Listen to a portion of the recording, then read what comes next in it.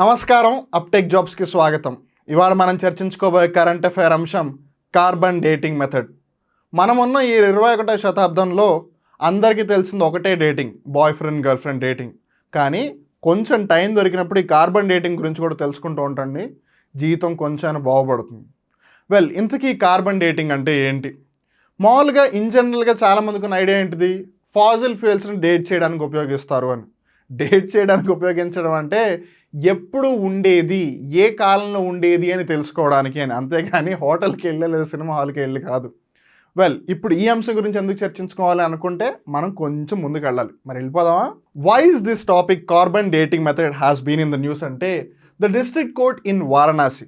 వారణాసి ఎక్కడ ఉంది? ఉత్తరప్రదేశ్లో ఉంది. దీన్ని జనరల్గా చాలామంది కాశీ అంటారు. వారణాసి యొక్క పాత పేరు బనారస్. అయితే ఈ వారణాసి జిల్లాలో ఏదైతే డిస్ట్రిక్ట్ కోర్టు ఉందో అక్కడ ఆ కోర్టు ఒక పిటిషన్ అలౌ చేసింది. ఇంతకీ ఆ పిటిషన్ దేనికి సంబంధించిందంటే, seeking carbon dating of the structure inside the Gyanvapi mosque that Hindu side has claimed a Shivling. అంటే ఈ మసీదు లోపల ఒక శివలింగం ఉంది అన్న సంగతి రీసెంట్గా బయటకు వచ్చింది. అయితే ఈ కార్బన్ డేటింగ్ని చేయాలి అని రిక్వెస్ట్ ఈ పిటిషన్ ద్వారా పెట్టుకుంటే ఆ పిటిషన్ని కోర్టు అలౌ చేసింది. And that's why it is in the news. Remember, ఇక్కడ మన మాస్క్లో ఉన్నది శివలింగమేనా? ఆ శివలింగాన్ని ఏం చేయాలి? మనం వాటి గురించి చర్చించట్లేదు. We are not going in to the controversies. మనం డిస్కస్ చేయబోతుంది ఏంటంటే, ఈ కార్బన్ డేటింగ్ అంటే ఏంటి, కార్బన్ డేటింగ్లో అసలు ఏం టెక్నిక్ యూస్ చేస్తారో లేదా ఏం యూస్ చేస్తారు, తద్వారా మనం ఏ విషయాలు తెలుసుకోవచ్చు అనే అంశం గురించి చర్చిస్తున్నాము. So make sure you keep that thing in mind. And now comes the obvious question, what is carbon dating? It is a widely used method applied to establish the age of organic material. Organic material అంటే ఒకవేళ ఏదన్నా పదార్థంలో carbon ఉంటే దానిని organic material అంటారు. ఒకవేళ carbon లేకపోతే దానిని ఇన్ఆర్గానిక్ మెటీరియల్ అంటారు. Things that were once living అంటే ఒకప్పుడు బతుకున్న జీవరాశులు ఏవైతే ఉన్నాయో ఆబ్వియస్లీ ఆ జీవరాశుల్లో కూడా కార్బన్ ఉండేది. ఇన్ఫ్యాక్ట్ మనలోనూ కూడా కార్బన్ ఉంది. సో మనం కూడా ఆర్గానిక్ సబ్స్టాన్సెస్ లేదా ఆర్గానిక్ లివింగ్ మెటీరియల్ అనే చెప్పొచ్చు. అయితే ఒకప్పుడు బతికి ఉన్న జీవరాశులు ఏవైతే ఉన్నాయో అవి ఏ కాలంలో జీవించి ఉండొచ్చు అని తెలుసుకోవడానికి ఈ కార్బన్ డేటింగ్ అనే టెక్నిక్ని యూజ్ చేసేవాళ్ళు. The dating method makes use of the fact that a particular isotope of carbon called C14 with an atomic mass of 14 is radioactive and decays at a rate that is well known. So ఇక్కడ మనం జాగ్రత్తగా గమనించాల్సింది ఏంటంటే, carbon యాటమ్కి సంబంధించి 3 ఐసోటోపులు ఉన్నాయి. Isotope అంటే ఏంటి? Same atomic number. మనకు తెలుసు కదా, పీరియాడిక్ టేబుల్లో ఎలిమెంట్స్ చాలానే ఉన్నాయి. Hydrogen, helium, lithium, beryllium, boron, carbon, nitrogen, oxygen, fluorine, neon, sodium, magnesium, aluminium, silicon, phosphorus, sulphur, chlorine, organ, potassium, calcium, scandium, titanium, vanadium, chromium, manganese, ferrous, ఇలా చాలా elements ఉన్నాయి కదా. ఈ ఎలిమెంట్స్లో కార్బన్ కూడా ఒకటి. అయితే ప్రతి ఎలిమెంట్కి ఒక అటామిక్ నెంబర్ ఉంటుంది, ఒక అటామిక్ మాస్ ఉంటుంది. అయితే ఇప్పుడు అటామిక్ మాస్ అంటే ఏంటి? Number of protons plus number of neutrons. Atomic number అంటే ఏంటి? Number of electrons. సో తెలిసిపోయింది కదా, ఒక ఎలిమెంట్ యొక్క అటామిక్ నెంబర్ ఎంత అంటే ఎన్ని ఎలక్ట్రాన్స్ అయితే ఉన్నాయో దానిని అంత అటామిక్ నెంబర్తో చెప్పేస్తారు. అటామిక్ మాస్ ఎంత అని అంటే ఆ ఆటమ్ లేదా ఆ ఎలిమెంట్ యొక్క ఆటమ్ లోపల ఎన్నైతే ప్రోటాన్స్ న్యూట్రాన్స్ ఉన్నాయో వాటన్నిటిని క్లబ్ చేసి వాటన్నిటిని యాడ్ చేసి చెప్తారు. సో ఇప్పుడు కార్బన్కి సంబంధించి ఐసోటోప్ లేదా జనరల్గా ఐసోటోప్ అంటే same atomic number, different atomic mass. So coming to carbon, బేసిక్గా 3 ఐసోటోపులు ఉన్నాయి. సో మూడిటి యొక్క అటామిక్ నెంబర్ సేమ్ 666, ఎందుకంటే కార్బన్ యొక్క అటామిక్ నెంబర్ 6 కాబట్టి. హైడ్రోజన్ది 1, హీలియంది 2, లిథియంది 3, బెరిలియంది 4, బోరాన్ది 5, కార్బన్ది 6, 7 ఏమో నైట్రోజన్, 8 ఏమో ఆక్సిజన్, ఇలా ఉన్నాయి. ఓకే, మీరు అట్లీస్ట్ మొత్తం పీరియాడిక్ టేబుల్లో ఉన్న అన్ని ఎలిమెంట్స్ యొక్క అటామిక్ నెంబర్లు గుర్తుపెట్టుకోలేకపోయినా అట్లీస్ట్ ఫస్ట్ 30 ఎలిమెంట్స్ యొక్క అటామిక్ నెంబర్స్ అనేది జాగ్రత్తగా గుర్తుపెట్టుకోండి. That's very very important. So ఇప్పుడు కార్బన్ అటామిక్ నెంబర్ 6 అని తెలిసిపోయింది. కానీ డిఫరెంట్ అటామిక్ మాస్ అని తెలుసుకున్నాం కదా, 12, 13, 14. So these are the isotopes of carbon. C612, C613, C614. ఈ C612 అనేది ద మోస్ట్ అబండెంట్, అంటే వాతావరణంలో ఎక్కువగా ఉండేది ఈ C612. C613, C614లో కంపేర్ చేస్తే C613 కొంచెం ఎక్కువగా లభిస్తుంది. బట్ జనరల్గా 100%లో కంపేర్ చేస్తే మోర్ దాన్ 99% ఇదే ఉంటుంది. ఆ మిగిలిన 1%లో కూడా మళ్ళీ ఎక్కువ శాతం ఇదే ఉంటుంది. ఆ రిమైనింగ్ పార్ట్ ఈ C614 ఉంటుంది. సో ఈ C614 ఏదైతే ఉందో అది రేడియో యాక్టివ్ అనమాట. సో రేడియో యాక్టివ్ అన్నప్పుడు అది డికే అవుతూ ఉంటుంది. సో దాని హాఫ్ లైఫ్ని మనం తెలుసుకోవచ్చు, అంటే దాని సగం టైం అని. The most abundant isotope of carbon in the atmosphere is carbon twelve which is in short called as C12. It is the stable one and వాతావరణంలో ఎక్కువగా లభించేది కూడా. A very small amount of carbon fourteen is also present. మనం ఇందాక తెలుసుకున్నాం కదా, ఈ C12, C13, C14లలో అన్నిటికంటే ఎక్కువగా దొరికే C12, తర్వాత C13, తర్వాత C14.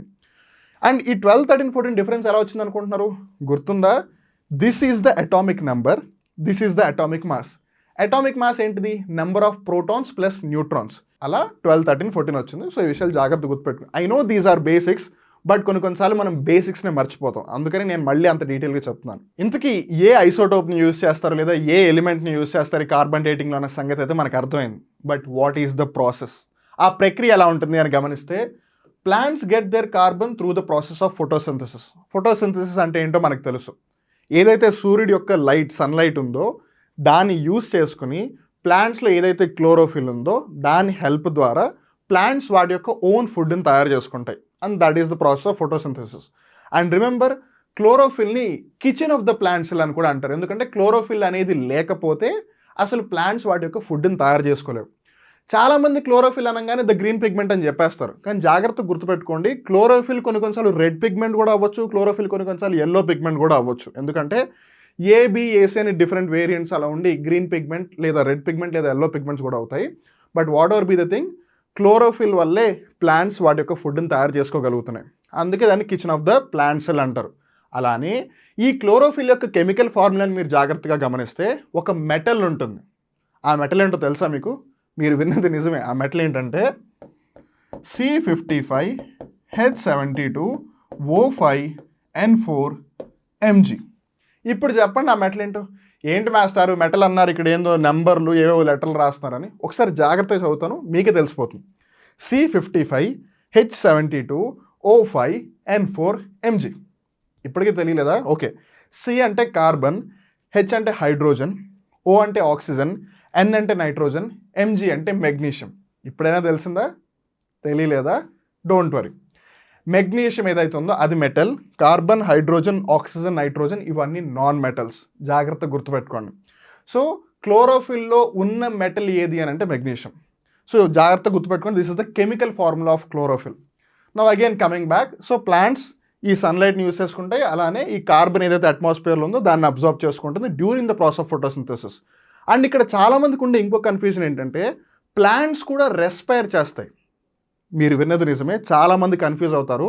ప్లాంట్స్ ఎంతసేపు ఆక్సిజన్ బయటికి ఇస్తుంది, కార్బన్ డైఆక్సైడ్ని తీసుకుంది అని అనుకుంటారు. No, that's not the case. Photosynthesis జరిగేటప్పుడు, అంటే ఎప్పుడైతే సన్లైట్ ఉంటుందో అప్పుడే ఫోటోసింథసిస్ జరుగుతుంది. అప్పుడు మటుకే ప్లాంట్స్ కార్బన్ డైఆక్సైడ్ని తీసుకుంటాయి, ఆక్సిజన్ని తిరిగి ఇస్తాయి బయటికి. వేరాజ్ నైట్ టైంలో సన్లైట్ ఉండదు కాబట్టి ఇన్ జనరల్గా అన్ని లివింగ్ ఆర్గానిజమ్స్లానే అవి కూడా ఆక్సిజన్ని తీసుకుంటాయి, కార్బన్ డైఆక్సైడ్ని రిటర్న్ తిరిగిస్తాయి. అందుకే రాత్రిపూట చెట్ల కింద పడుకోవద్దు అని చెప్తారు. ఎందుకు? అది ఆక్సిజన్ తీసేసుకుంటుంది. అది ఆక్సిజన్ తీసుకుంటే మీకు ఎక్కడ ఆక్సిజన్ వస్తుంది? జాగ్రత్త గుర్తుపెట్టుకోండి. While animals get it mainly through food.